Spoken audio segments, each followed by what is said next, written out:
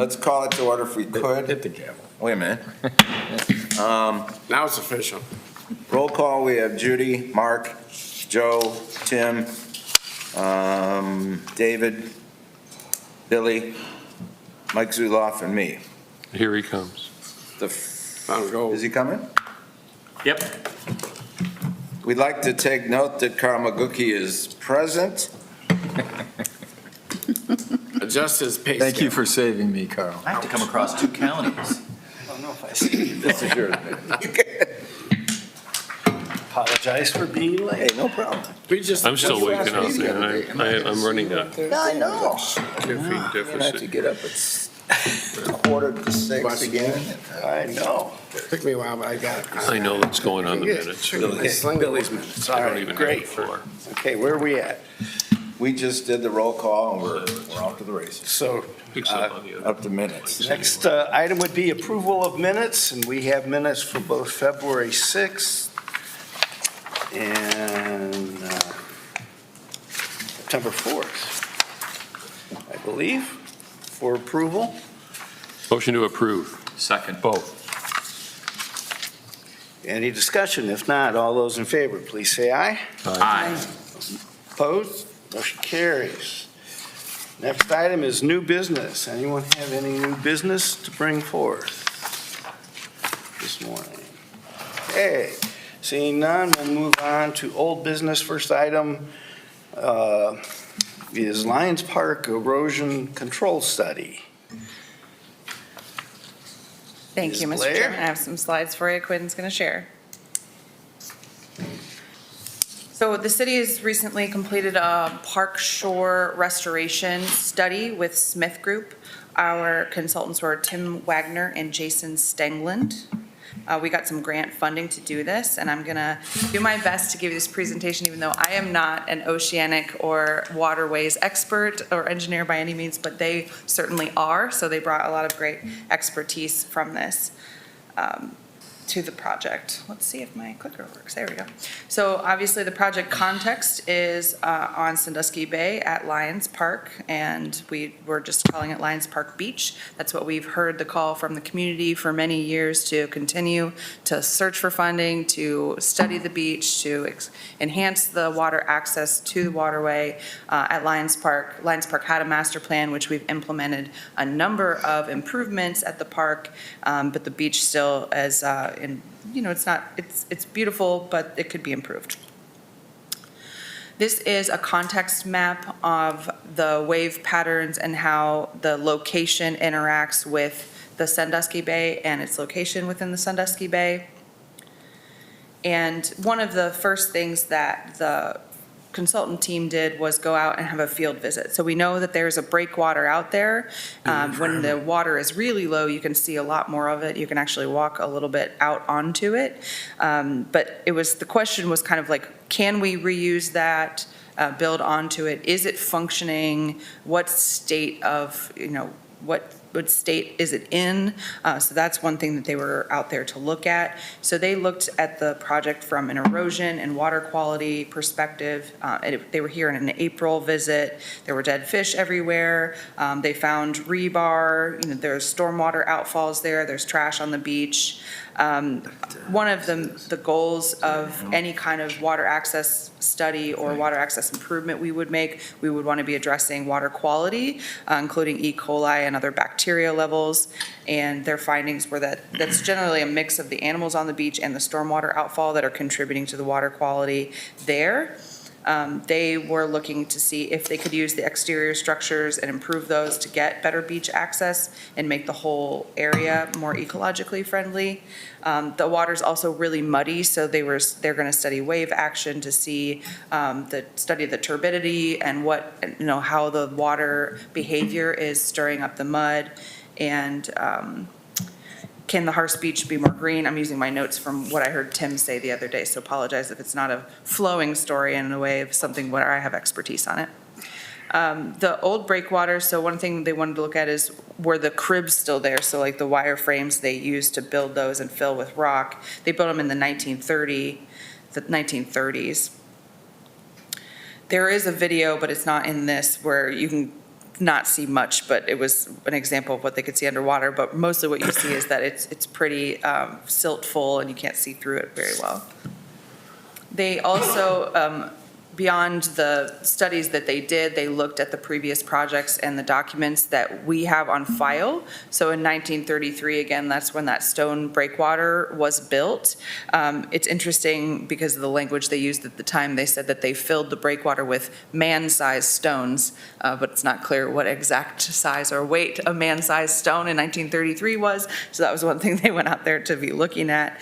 And they did find that the big stones are still there, but the structure has eroded away, so all of the small fill is there. So it's not doing a whole lot to break the water. And because the structure is broken down so much, it mostly just participates in the cycle of the wave action stirring up the silt in the water. There was a 2006 Army Corps of Engineers beach study, and that was a very specific metric and way of studying the water that the Army Corps used at the time. That's kind of what created this understanding that if we build a beach there, it's going to cost us $1 million a year to maintain, which is what that's kind of been the story that has traveled with this project for a long time. And really with the new technologies, the new ways of studying and the new ways of implementing shore structures, what we have is something to look forward to that's not going to be that level of maintenance by any means. So that's a good thing. In 2009, the city did the Lions Park Master Plan. That's where I mentioned those ideas came from improving the access to the pavilions there to make them more usable, the restroom and the splash pad. So there's been a lot of implementation of that master plan, but the beach still is kind of hanging out there waiting for us to take advantage of. In 2017, there was an ODNR, Sandusky Bay Initiative study, and then in 2024, there was a Great Lakes and St. Lawrence Cities Initiative, which created a report, and that report identifies potential projects for improving the ecology and the shoreline restoration on Great Lakes shores in cities. So we actually have a project number from that report in 2024, which helps set us up for potential funding sources. And then the city had other files that we provided that they studied as well. On the bottom right of this image, you'll see that one idea from that 2009 Lions Park Master Plan is, can we use that existing breakwater, that old 1933 stone breakwater, and build on that to create more public access, maybe some way to walk out onto the water? And you'll see that idea reflected in one of the concepts here shortly. They looked at the previous hydrodynamic studies. This is not my expertise at all, but it basically showed them how the breakwater is trapping sediment and contaminants near the beach. It's not actually helping the water flow through. So that is something that we'd want to address with any improvement we make. And then they also conducted a coastal wave study. So this is a really high-level wave study, and in further engineering of any improvement we would do, they would do more specific and more detailed study of the waves.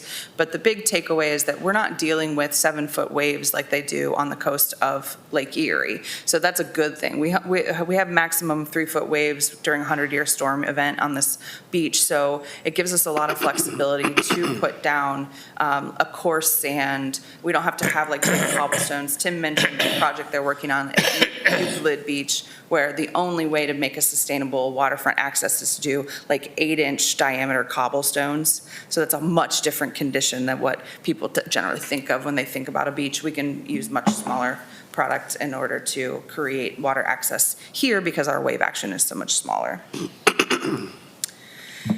This is some examples of precedents. So this is all work that Smith Group has actually designed and engineered and helped, or been, either it was constructed by them or constructed by others if they did the design. So Sugar Island is in Michigan. That's on the Detroit River. Those are kind of out little islands kind of made to create an archipelago. You'll see that reflected in one of the ideas that we'd like to move forward with. That creates flow through for the water, ecological habitat, kayakable, interesting water access. So not just water access along the shoreline, but also in the water as well. And then the Sister Bay, Wisconsin on the right, that's also another one of their projects. That's on Lake Michigan. So that's a coarse sand beach, and you see like two more traditional breakwaters that are framing that space on that image on the top right. So we have three options that they are putting forward. And again, this is really high concept level. Anything that we do moving forward would include more community engagement, more design detail, and can shift in a lot of ways. But here's what we're looking for. This helps us kind of frame what is possible. So the first option is really just clean up the trash that's there, clean up the spiky shell material that's on the beach now, and put down a coarse sand and call it a day. So it's like, it's a very minimal improvement. It's the minimum estimated project costs are around $600,000. That would not be super sustainable because it's a very shallow beach. So when we do have storms that take away that material, there's nothing in the back beach to kind of replenish it. It wouldn't touch the slope that's there today, which makes it not, it's a little difficult to get up and down there because of how much of a slope there is. But basically, this is like a minimum improvement. It's more sustainable than like a Cedar Point fine sand. Like this is all of these studies are coarse sand. So they didn't identify like the grain size, but it would be about the size of the material that's on the beach today, which is like kind of crushed up shells. It would just be rounded, so it would be a lot softer to walk on. So you can see there's a cross section here. So basically it would be the existing slope and the existing revetment and then nourishing the beach. The one advantage about the beach nourishment and adding material is that does raise the level at the beach level. And when you raise that a little bit, it'll dry it out, and it will address some of the E. coli concerns, just raising that out and helping it be a little bit more dry. So that is one advantage of just doing like a light touch of option one. Option two is taking a little bit more of a look at how to address some of the water quality issues. So the main addition here is on the right there. You'll see that kind of darker green space in the rendering. That is a wetland implementation to clean out the stormwater. So that wetland would hold and help clean out the stormwater and then send it in a different direction than in the beach. So they would basically take those existing, the armor stones on the existing sheet piles there to the left, they would add armor stones onto there to kind of supplement that, make it more sustainable. They would add sand on the left and the right, at the west and the east of that. They would make a deeper beach. And so this would be more sustainable because there would be more sand further away from the water. So if some of it washed away, there was more back beach to refill that. And then because they would regrade it, so in this one you'll see in the cross section that the slope has been changed, they'll have some stone to be able to put over at the existing breakwater, and that'll help with the wave pattern and help make that beach more sustainable. So this is about a $1.2 million project. It's much more sustainable than just the minimal intervention we looked at in option one, and it would help with the water quality, give us a larger beach water access, and then also create a more gentle slope to be able to get to it. So you can see that happening here in the cross section. So that regraded slope, that black dotted line is where the slope exists today, and the kind of yellow sand represents the coarse sand that they would put down on a new, or we could put down on a new beach in this option. That would create that back beach, more gentle slope, and be the kind of signature of that project. Option three is even more looking at increasing access to the water with adding a walkway. So you see in white, there's a walkway out to kind of what they call these like little mini islands in this archipelago overlook. And so it's basically option two enhanced. So really, this all could roll into one project if we look for the most robust intervention, and this is kind of all in one, basically. And what we know too about something like this is, and I'll talk about these on the next few slides, there's a lot more potential grant funding out there for a project like this because it creates a lot of habitat for different types of native shoreline species, including plants, animals, fish, birds. And it also is the most sustainable option because those species anchor into a wetland habitat. They have it would be much more water quality, much better impact, positive impact for water quality. It's also the most robust public access option that we have because you have the walkway out to the water, and then the little archipelago mini islands are kayakable. So you'll see in the dark green, kind of that top right, that's still that wetland habitat. And then what they do here, let me look at my notes. So one note here is that while the option one is like more lateral beach, the square footage of the beaches are about the same because you get more depth of a beach. You get advantages because, I mentioned the stormwater advantages. The two major components of this are the offshore islands behind the breakwater.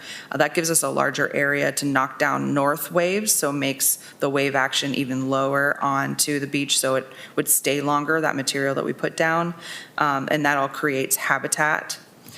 We know through talking, so part of this project was talking to ODNR, and we know from them, their fisheries are emphasizing the creation of spawning areas for fish. So that would be an important part and also really great narrative for grant applications. What we know is while the community is asking us for a beach, it's not necessarily the only goal. If it's expanding access, we would get the kayaking, like I mentioned, and the overlook area. And that reflects, the master plan asked for an overlook area as well. So I'll show you the cross-section of this. You'll see how much more interesting it is. So the cross-section at the beach level, and that you see that pink line that goes across on option 3, is the same as option 2. So this really reflects how this is kind of like option 2 enhanced. So at the shoreline, you'll have a much more subtle slope, easier to get to the water, and that back beach that helps replenish the material if we do get big storm events that wash some of it away.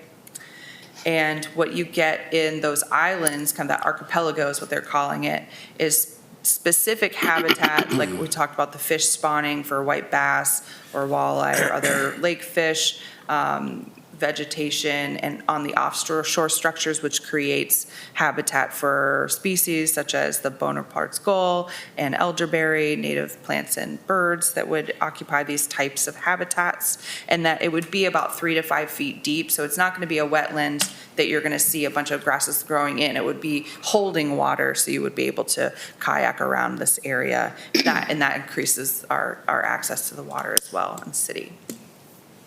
Then on that pedestrian path, there's habitat area created on both sides, so spawning areas for species such as smallmouth bass or different ducks and shorebirds, and then other native flora. There's even in that kind of wetland in between the pedestrian path and the beach area, that's a larger area for potential species, and they named a few here too. And these are all vetted with biologists that study and work on shore habitats of the kind of species that would be looking to help proliferate with an improvement like this. So obviously this is the most expensive option, but it really is, it's about double what option 2 would be. So it's about a $2.2 million project potentially. It is much cheaper than a project on the Great Lakes, like we mentioned, because we only have 3-foot wave action. The stone size that we would need are much more available, and the coarse sand size we would be looking at are much more available. The regrading gives us material to use in the project. So it's not like an insane project, I think, from my perspective, but when you hear a lot of the engineering projects come into City Commission and they're $20 million and $15 million and things like that, this also can be phased. So in this diagram, the phases are shown as the archipelago first, and then the beach, and then the shoreline structures. It could really be placed in any direction, like with the phasing. It just depends on what kind of funding source we put towards this. So for example, we have applied for a grant with the National Fish and Wildlife Foundation. The title of the project is Pipeline Preliminary Design of Coastal Resilience and Nearshore Ecological Habitat, Lions Park, Ohio. Can we just use the letters? So in the National Fish and Wildlife Foundation, they are really interested in mitigating shoreline erosion. That is their number one goal. And habitat creation is an essential part of that, because when you create more of a natural habitat around a shoreline area, you create erosion mitigation. So that's where, if we get that money, they might ask us to build phase one first. That's shown on this diagram. So this is kind of like tailored towards the story that they really are wanting cities and waterfront areas to be looking at, but we could do those phases in any order depending on the timing. All of this, again, would require more. This is very high level. It's preliminary and conceptual, so all of this would include more community engagement and more study to show exactly what things would look like, where they would be, what we would do, and really help everyone get an idea of the look and feel of it before anything came forward for formal approval. So this is just a high-level outlook. We have created a community survey, so we're going to put these options into a survey and just get a sense of what folks' reaction is to this information, and then also get a sense from the folks that answer the survey, just how often do you go to Lions Park? What are your observations about the beach access and the waterfront access today? And that'll just give us some good information to start with. So I wanted to bring this to you today. I have the survey ready, but there's like one edit I want them to make before we put it out. So we'll put the survey out this week and get it out on our social media. And then anybody that's asking for more information, I just encourage you to have them listen to this meeting, because you're going to get, the survey is very quick. So it's just showing the three options with a couple headline points. So they're going to get a lot more information if they watch this presentation today. So what questions do you have for me? That's everything I got. Mr. Chair. Mr. Zuloff. Yeah, so, I mean, to sum up, it sounds like we like option 3, obviously, has a lot to speak for it, but it could even cost less because it's ultimately grantable more so than the other two. Is that a fair assessment? Yeah, it could definitely has the potential to win more funding. And that would Right. mean less impact on the potential city budget we'd have to put forward to it. Some funding sources might need matching funds. In the NIFWIF grant, that National Fish and Wildlife Foundation, we just offered staff time as the match. So there hasn't been a discussion internally about what kind of city budget we would. And then the phasing is interesting on that it would be the offshore sills archipelago would come first, which actually makes some sense because it's going to defend the rest of the project, and probably one of the more environmentally valuable parts. And I sort of expected phase 3 to be phase 2, but in any event, what I wanted to emphasize is, or make note of and clarify, it sounds like is the fact that 3 could be the least costly if we can get the grants. Who knows, right? Okay. Mr. Miller. Through you, Mr. Chair. I'm trying to clarify what I think I heard, that in all of these options, they're not really talking about any significant accretion, that you talk about being able to resupply in the event that all of these require that sand to be brought in and to be resupplied periodically. You said early on about $1 million a year or something, that was probably high by this reworking, but what would be the anticipated amount of material that would have to be brought in annually or on some recurrent basis? That's a great question.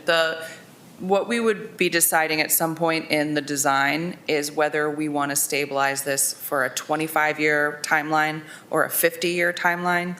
And if we're looking at a 50-year timeline, we might be looking at some sort of coarser cobble beach, like of some inches in diameter, because that's not going to move. That'll stay put for 50 years.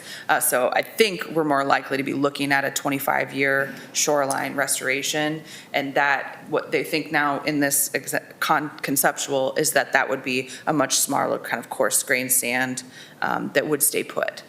There are conditions that can take some of that away. The engineer mentioned, like if we get a number of winters without ice, and with a lot of winter storms, that can take some of it away, because ice will actually freeze and stabilize it and protect it from winter storms. So if we don't get ice at the shoreline for several winters, we might have to replenish some of the sand.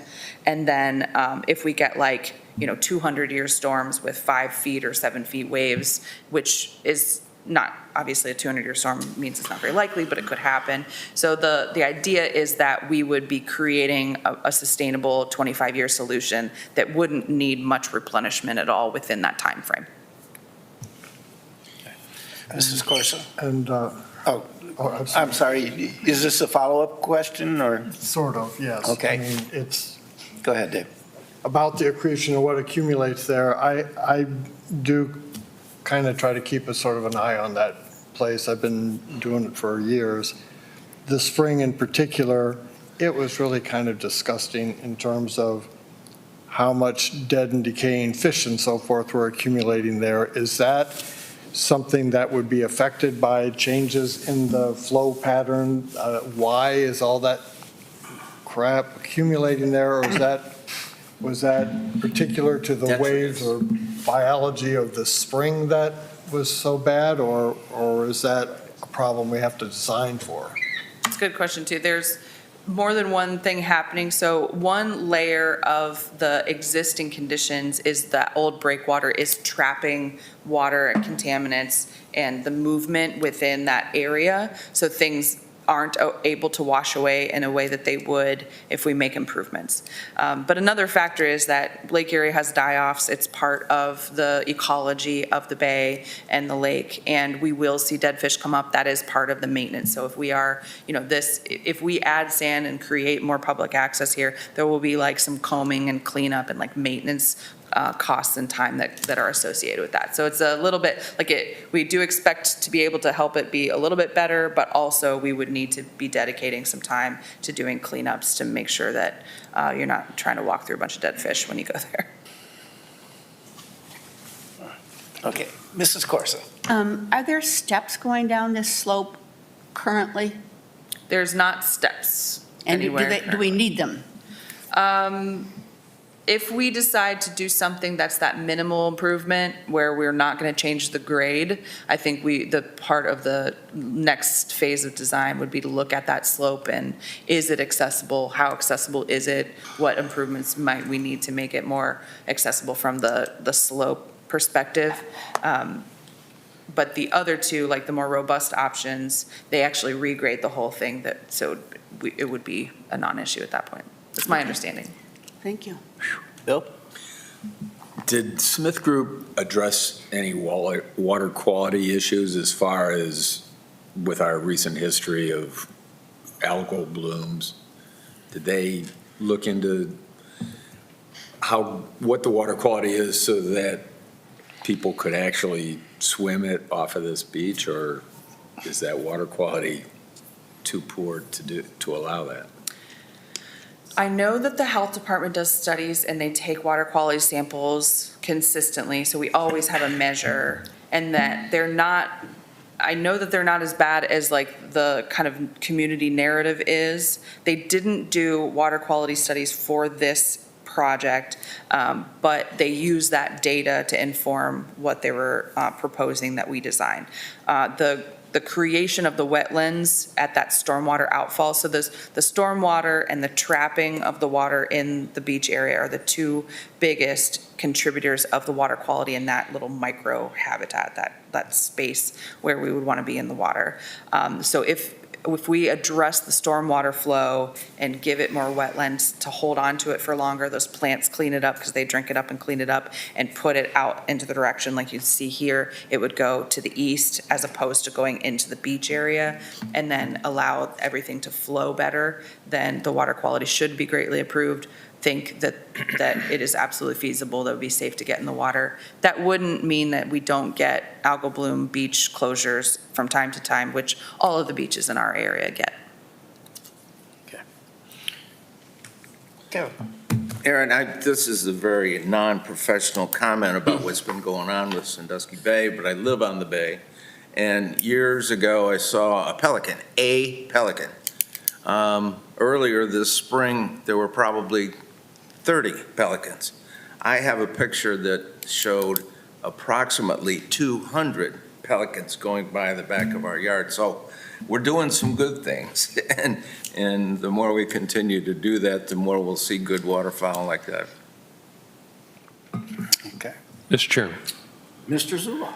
Getting into more of the details, by the way, the pelicans are really exciting. 20 years ago, if one pelican showed up,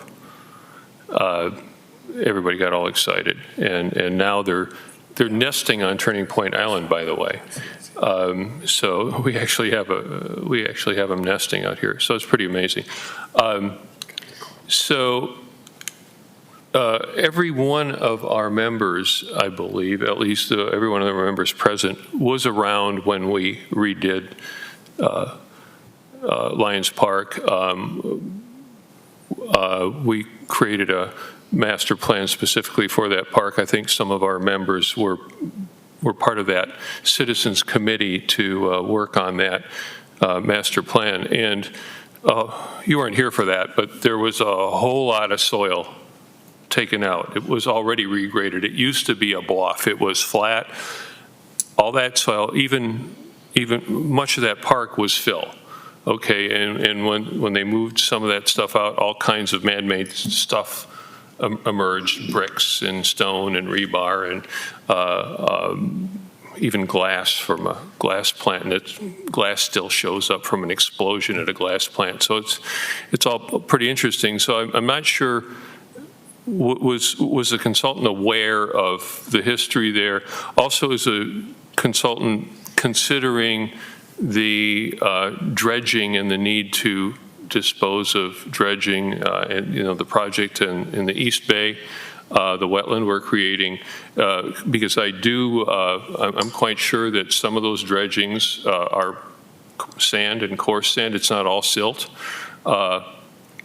And I kind of see it as wasted, like we could be nourishing nourishing beaches right now. Of course, the Corps of Engineers might have something to say about it. They might be friendlier these days than they were in the past. Has that been considered as a potential source of material?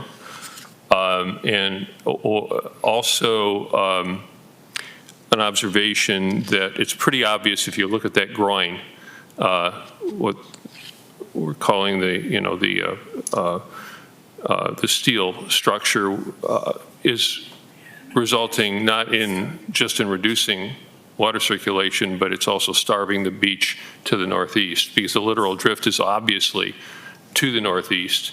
And that groin has the effect right now of as the sand and gravel moves northeast, it encounters the groin, it guides it out to deeper water, never to return. Have they even considered removing that structure to eliminate that beach starvation that we're seeing? One of the reasons the beach is starved too, of course, is the Deepwater Marina. Not Deepwater. Safe harbor, as it's now called, that has eliminated any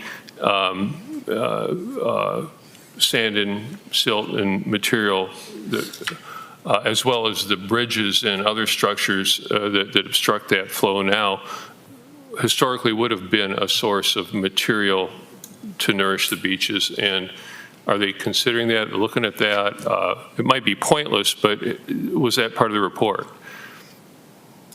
So feel free to Yeah, comment on it. I got four. There's a lot there, I got I four know. points in there. So the first one about the cleanup that they did as part of the Lions Park Master Plan, yes, they were aware of that. What I heard them say is that contributed to, a lot of good public access, but it also removing kind of those larger materials has contributed to the erosion of the shore. So this is kind of puts us at the next step is to do something to mitigate erosion, which this study would help, these concepts would help with.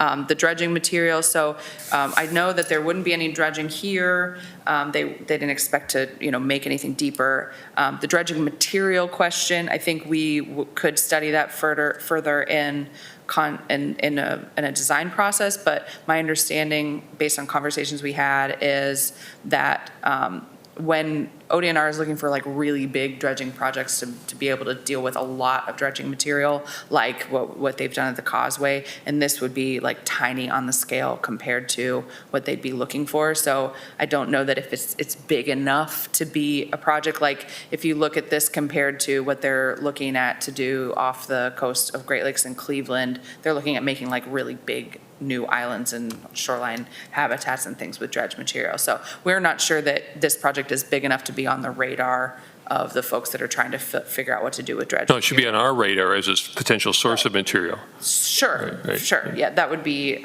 this material sourcing would be part of a further design process. And then the current breakwater starving the beach, that is definitely something that they talked about, and the interventions that we'd want to do would be addressing that, changing the shape of it. If you notice in all of these, the shape of that has changed to increase that water flow. The safe harbor marina inhibiting flow or other structures nearby inhibiting flow is not something that came up, but I wonder if, it seems to me that in further studies, like I heard Tim say yesterday when we were talking through this, that the wave action study was really high level. So I think everything would get a little bit more detailed as we get into more detailed design. Mr. Harrington. Aaron, I want to thank you for a very comprehensive presentation, very well done. But I also want to let the group know that this is very preliminary. This is a 30,000-foot look, and as we go forward, we'll see more of the details. So we'll go from there, but thank you very much. Mr. Chair. Joe. As a young kid, maybe in my early teens, we would go to Lions Park to swim. The beach was not a sandy beach, it was stones, and the water was not very deep. If I'd known that glass that would come down, and it was all very polished and everything, we grabbed it by the buckets and just threw it back in. I should have saved it because there was a lot of money right there. But we stopped going when the signs went up about polio, and so we didn't go anymore after the sign was up saying. And from the Erie County Health Department, I probably believe. Little historical fact. Thank you. Tim. Aaron, you mentioned source of funding, grant funding. Fish and Wildlife was one of them. Is there any additional that you can expound on? I don't have that in my pocket today, but that's part of Smith Group helping us in this project, is like what other sources of funding are out there. So hopefully we'll have a broader list.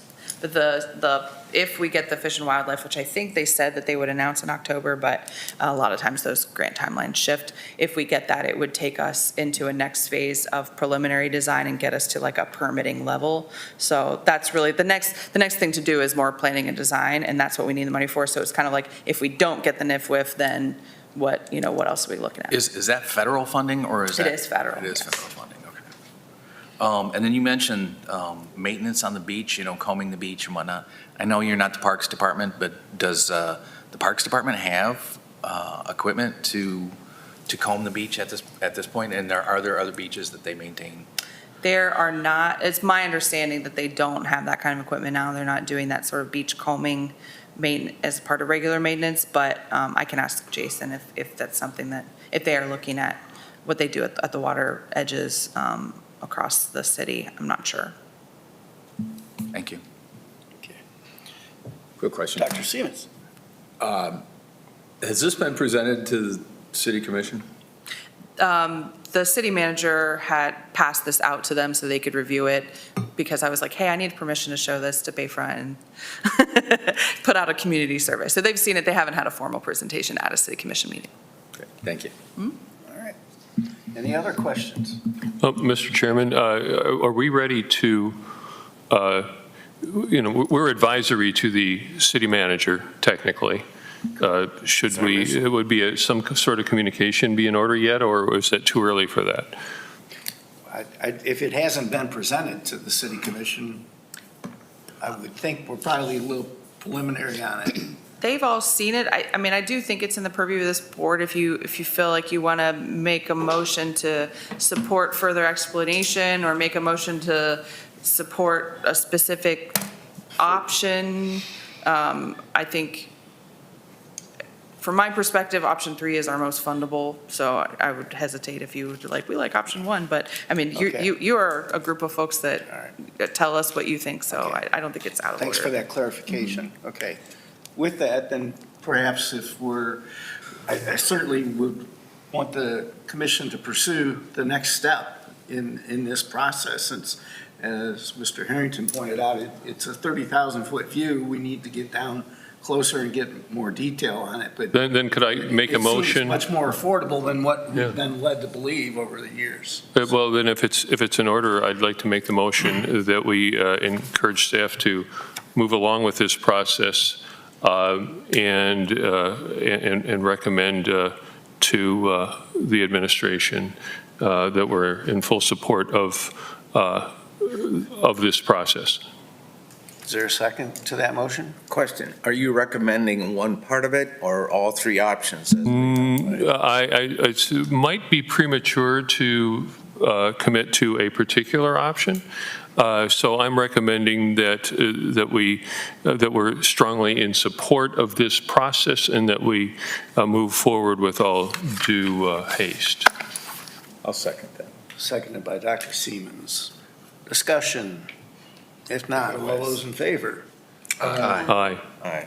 Opposed? Motion carries. Thank you, Mike. Appreciate that. All right.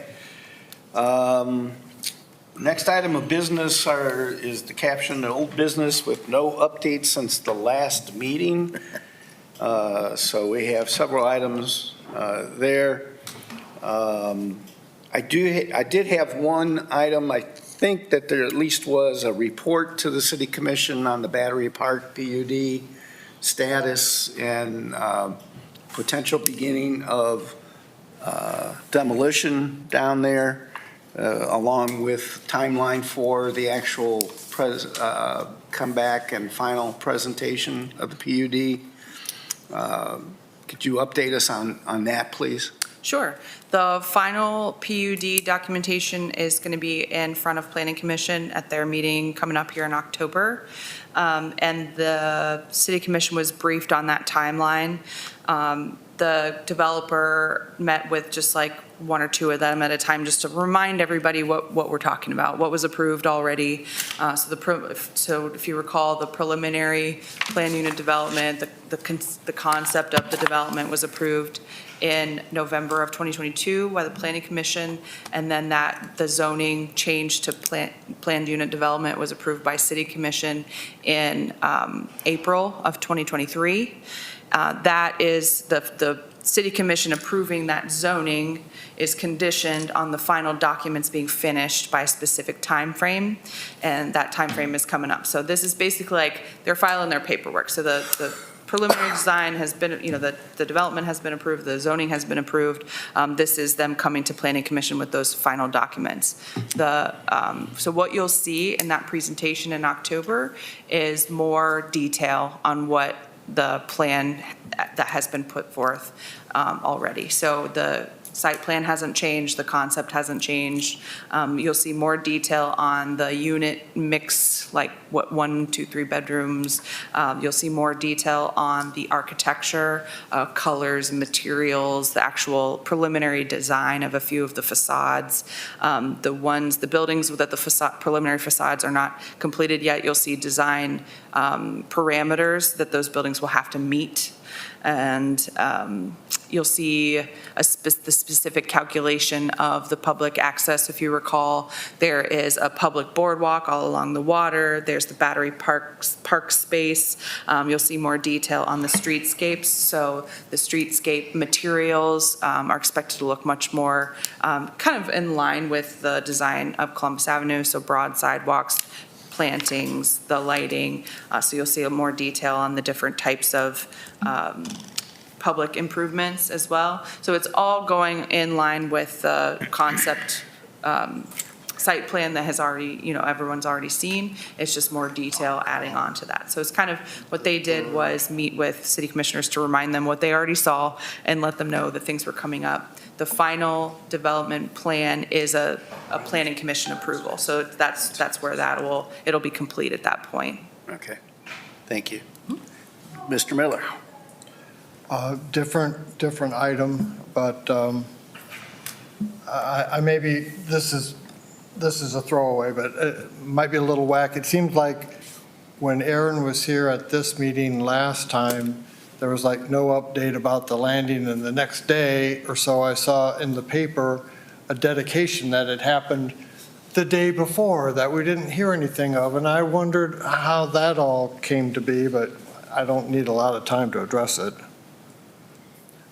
And part two, driving by there yesterday, it seemed like they've got a gravel path or something that is to the north of Cleveland Road going out. I don't know if that's where Hemming or Ditch comes out, but it seemed like a gravel, seemed like where the pathway would be coming not right on the road, but it was like just a culvert there in the area where in the past and in the recent past, you used to be able to take a canoe underneath the road and then underneath the railroad bridge and get back in to follow that stream up toward Old Dutch and such. It just seemed incomprehensible to me that a culvert that didn't look very big could carry the volume of water that comes out of there from time to time. I thought, it just didn't seem right. Plus, I kind of regret the loss of the ability to get across the road there in a paddlecraft. I had the same reaction. So if I'm looking at the ditch and the sports force is on my right, you're saying that you used to be able to come through south there and that there was a culvert stage that looked too small to be able to do that in the future? Okay. I do not know the answer to that question. I'm just trying to make sure I understand it so I can ask. It just seems like there's no way that the water coming out of the stream going past Old Dutch, that could ever get through a culvert that small when right now it was designed to have a bridge for both the railroad and the highway that you can take a canoe through without any difficulty. Yeah, my experience with construction projects is sometimes they'll stage stuff here that is actually getting used 200 feet away. It just depends on where they need to put stuff. So I don't know that culvert is going right there, but I will ask. I think the groundbreaking timeline, I don't recall the last meeting. And if you weren't aware of that groundbreaking, I apologize. We do try to make sure that you're aware of public things coming up, especially along the water. That was a big one. There was like a little groundbreaking ceremony. So when the ribbon cutting comes around, I'll make sure that you're aware and have the chance to be there. Mr. Chairman? Yes. This has been, I've served on the Planning Commission for 24 years, and I can just observe that the citizens' committees tend to be an afterthought in everything. You have committees that are, work in the background on these things. They're involved, they approve projects, they advise on projects, and then when the grand ceremony happens, it's like, oh yeah, we forgot to mention that to them. It's always been that way, and we really should, maybe try to do better. All right. Mrs. Corso. In regard to the landing, if you drive by Sports Force any Friday, Saturday, or Sunday and it's packed, There are cars all over Cleveland Road, on both sides of Cleveland Road, because there is not enough parking. And it is a huge liability to, I don't know whether it's Sports Force or the city. I'm not sure why the police department allows them to park like that, because kids run back and forth across Cleveland Road with no regard for oncoming traffic.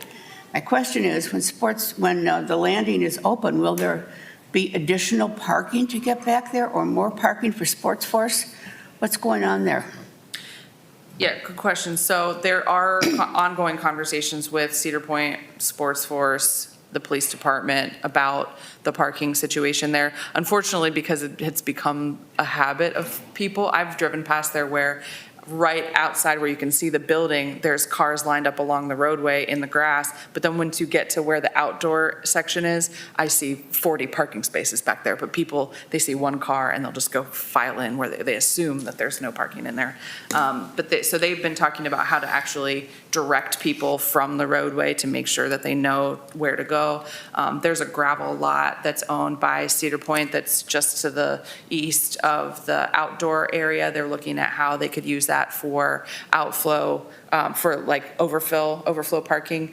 ODOT won't let people drive into, there's like a chain across where it does have like a little driveway coming off of Cleveland. They won't let them use that, so they have to change something in order to be able to do that. So they're studying that now. But the landing will have parking spaces back at the park. So it may be that Sports Force users come to know that and park back there and use that parking. It will be public parking, but there will be parking back there for folks that are visiting the park.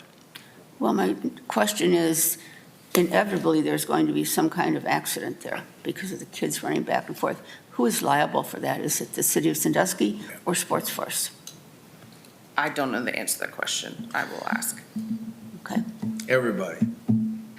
I mean, that's what would happen. Somebody was injured there, they'd name everybody up and down the street on both sides. So.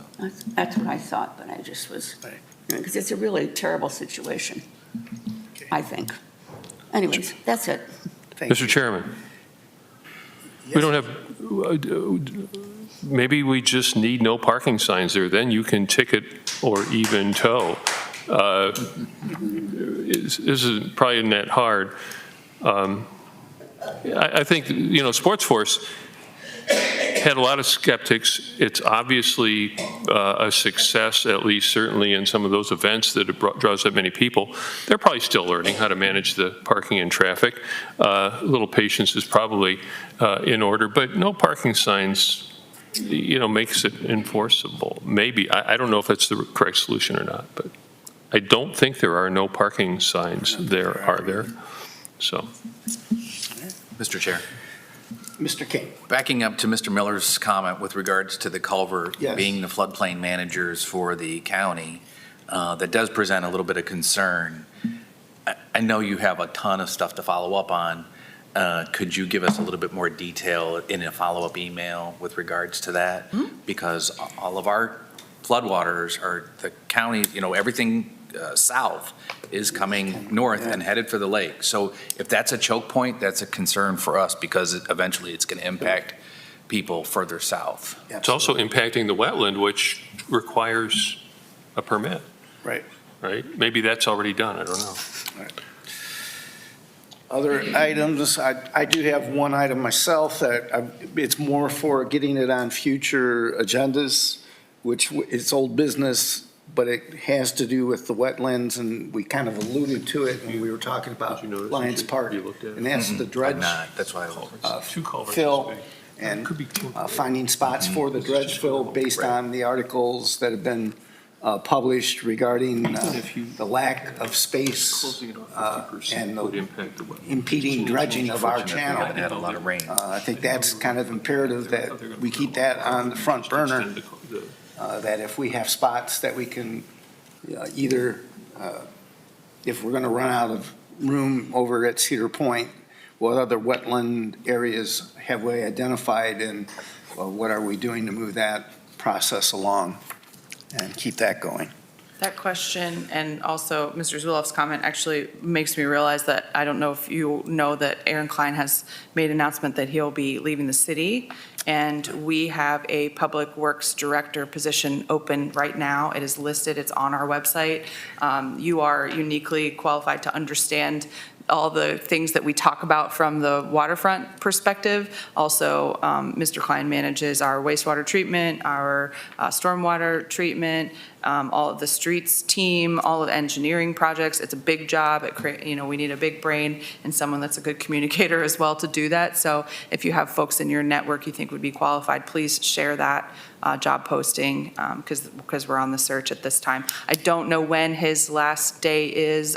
It's my understanding he's moving on to Avon Regional Water, but I haven't seen like a press release or anything, but we did get the job posting is out there now. Mr. Chair, Tim? I don't think people realize the Herculean effort that he has on his plate. It is just an overwhelming position. So good luck to him and good luck to the person that's taking his place. Thank you. Other items? You pursued exactly what I was going for. Okay. As mine. All right. Thank you. All right. Next item would be community input. Mr. Poole, anything, any words of wisdom for us today? I do have a question that came from the presentation. I've signed your paperwork. West Pool, 1939 East Oldgate. The question was about the sand. You described the three different phases. Just at the end of the day, we've got pebble stones out there now. Cedar Point type sand is likely to blow away, is what I took from what you said. What is this in-between sand you're talking about in terms of size? Somewhere in between, is it going to be sand that feels like sand under our feet, or is it going to be stones that are smaller or bigger than what's there? So just kind of contrast what you're talking about for this, whether it's going to be sand or just more stones that are either bigger or smaller than what's there.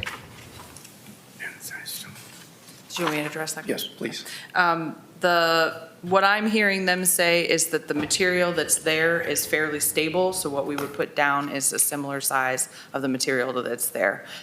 What is there is, it does have some small stones, and there's also a lot of like broken shells. And so if we remove that and add the coarse sand, then it'll be softer because it won't have all those broken shells in it. But it'll be about the same size as the material that's there today, is what I've heard the engineer say. I haven't really walked that to study and get a good understanding of like the size difference. And I think in the design, it'll probably behoove us to actually get samples so people can put their hands in it and have a better understanding of what that's going to feel like.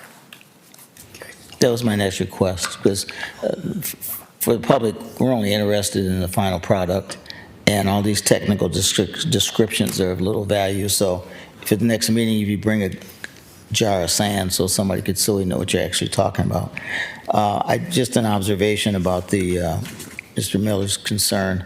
That's an engineer problem that probably, rather than dumping on her to give you information, if the county engineer is concerned, he can call the engineer on the project and get that information. And likewise, you're probably better off asking for a copy of the plans from the engineer. And she's not an engineer, and whatever she tells you is going to be just repeating something back, and she doesn't have the background to give you any detailed information if you've got questions. It's just an efficiency kind of look at this. But thank you. I do wish you had made a decision. You folks had said something about, I'll say what I think. I think Sandusky should do option 3, do it with grant money only, because we have other things to spend our money on, or at least take a very tight look at how much of our general fund money we're going to spend on Lions Park. And as she says, it looks like it's going to end up being the same or very close to the exact same beach we have now, which is not something that's likely to be a big draw or a big improvement.